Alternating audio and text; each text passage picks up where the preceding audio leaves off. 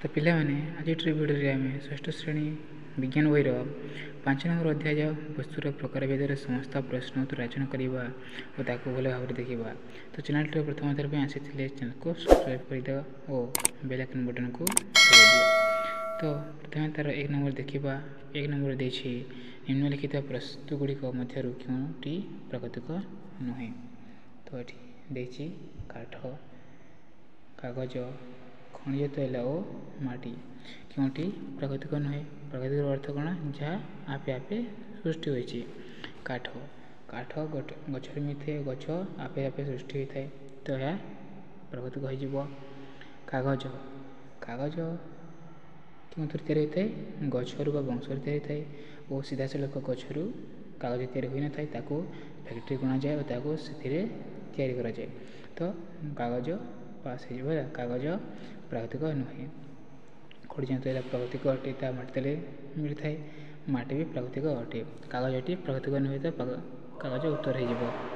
प्रश्न नंबर 2 देखिए निम्नलिखित वस्तुगुड़िक मध्य क्योंटी निर्जीव। साप, भांगी तुम दांत, गेंडा, गजाबुट।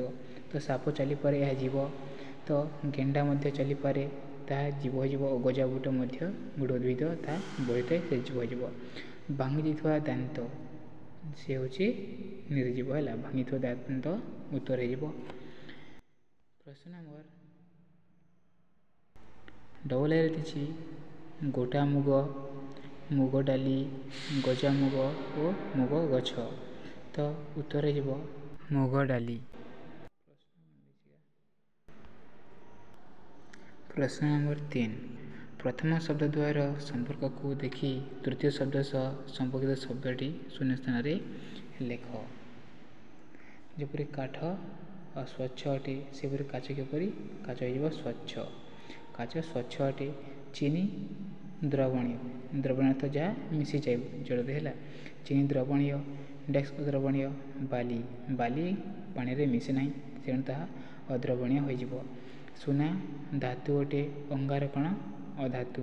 अंगार धातु नुहे है। सुना जप धातु अंगार अधातु। पानी रे बुड़ी जावा गोड़ी। भाषा डेस्क पानी रे बुड़ी जाए। गोड़ी हो पानी रे बुड़ी जाए से भाषा किए भाषी था पानी रे सोल। सोल पानी रे भाषी थाए। प्रश्न नंबर 4 कठिन और नरम प्रकार भेदर निम्नलिखित वस्तुगुड़ी को श्रेणीभाग कर ओ प्रश्न सह उत्तर दियो। तो कठिन क्योंटी 3 घंटा कठिन अटे। साबुन कठिन अवस्था थाए ता कठिन। तुला बिंडा नरम अटे। तुला नरम अटे। बरफ खंड कठिन ता कठिन अवस्था थाए। रबर पेंडु नरम। सोल किपर थाए नरम थाए और डपेन भितर थिबा स्प्रिंग किपर थाए नरम।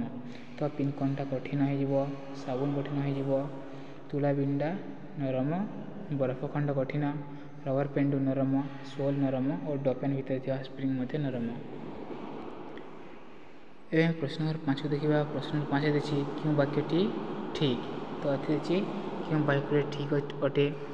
तुम बही पृष्ठार उज्ज्वलता अच्छी खर देखिए यूरिया सार जल द्रवणीय अटे और घर देखिए सबू काठ पानी रे भासे। काच एक स्वच्छ वस्तु तो घ ओ ख सठिक तो वाक्यटी ठीक अटे। यूरिया सार जल द्रवणीय अटे ता जल मिसी जाए। काच एक स्वच्छ वस्तु अटे। काच सफा सफा दिशा जाए है स्वच्छ वस्तु अटे। प्रश्न नंबर 6 देखिए तले दी वस्तुद्वय मध्य दुईटी सादृश्य दुईटी पार्थक्य लेख। ये देखिए आलुमिनियम और रबर, काच गुंड और लुण। तो दुईटी मध्य पार्थक्य लेख। आलुमिनियम एक कृत्रिम वस्तु। आलुमिनियम गोटे कौन कृत्रिम वस्तु अटे। रबर एक कृत्रिम वस्तु। आलुमिनियम पिटिले बढ़ी जाए। आलुमिनियम को पिटिले कौन था ओसारिया हो जाए और बढ़ी जाए। रबर को टाणिले लंबी जाए। ये देखला सादृश्य व सामंजस्य एवं तार पार्थक्य देखा। आलुमिनियम एक कठिन वस्तु अटे। आलुमिनियम कौन गोटे कठिन वस्तु अटे। रबर नरम वस्तु अटे ता नरम अटे। आलुमिनियम उज्ज्वल वस्तु अटे। आलुमिनियम उज्ज्वलता थाए।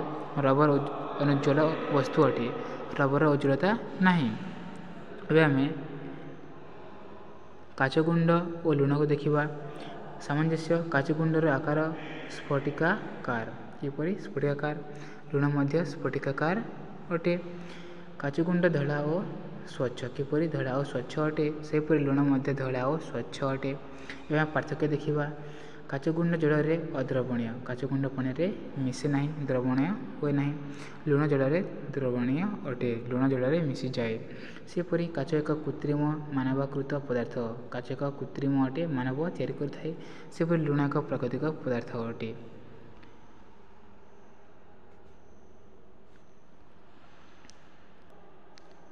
ଏବେ ଦେଇଛି ସୋଲ ଓ ଷ୍ଟିଲ୍ ଚାମଚ।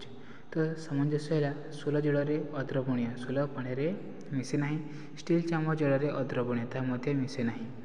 ସୋଲ ଏକ ମାନବକୃତ ରାସାୟନିକ ପଦାର୍ଥ ଅଟେ। ସେହିପରି ଷ୍ଟିଲ୍ ଚାମଚ ଏକ ମାନବକୃତ ରାସାୟନିକ ପଦାର୍ଥ ଅଟେ। ଏବେ ଆମେ ତା'ର ପାର୍ଥକ୍ୟ ଦେଖିବା।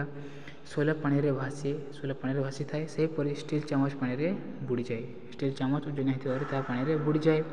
ସୋଲ ହାଲୁକା କାରଣ ଏହା ଏକାଧିକ ବାୟୁ କୋଠରୀ ବିଶିଷ୍ଟ। ସୋଲ ଏହା ହାଲୁକା କାରଣ ଏହାର କୋଠରୀ ବିଶିଷ୍ଟରେ ପବନ ଭରି ରହିଥାଏ। ଏହା ଭାରୀ।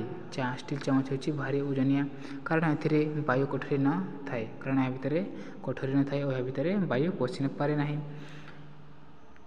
ବର୍ତ୍ତମାନ ତା'ର ଘର ଦେଖିଦେବା। ଘର ଦେଇଛି କିରୋସିନ ଓ ପାରଦ। ଏହା ମଧ୍ୟରେ ସାମଞ୍ଜସ୍ୟ ଓ ପାର୍ଥକ୍ୟ କ'ଣ? କିରୋସିନ ଏକ ତରଳ ପଦାର୍ଥ ଅଟେ। କି ପ୍ରକାର ପଦାର୍ଥ? ତରଳ ପଦାର୍ଥ। ସେହିପରି ପାରଦ ମଧ୍ୟ ଏକ ତରଳ ପଦାର୍ଥ ଅଟେ। କିରୋସିନ ଜଳରେ ଅଦ୍ରବଣୀୟ। କିରୋସିନ ଜଳରେ ମିଶେ ନାହିଁ। ସେହିପରି ପାରଦ ଜଳରେ ଅଦ୍ରବଣୀୟ, ପାରଦ ମଧ୍ୟ ଜଳରେ ମିଶେ ନାହିଁ। ପାର୍ଥକ୍ୟ: କିରୋସିନ ଆଧାରର ପୃଷ୍ଠ ସହ ଲାଗି ରହେ।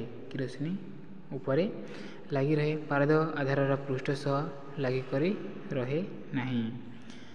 ଏହା ଦହନୀୟ ଅଟେ। କିରୋସିନ ଦହନୀୟ ଅଟେ, ଏହାକୁ ଜାଳି ହୁଏ। ଏହା ଅଦହନୀୟ, ପାରଦ ଜାଳି ହୁଏ ନାହିଁ। ଏହା ହେଉଛି କିରୋସିନ ଓ ପାରଦ ମଧ୍ୟରେ ପାର୍ଥକ୍ୟ।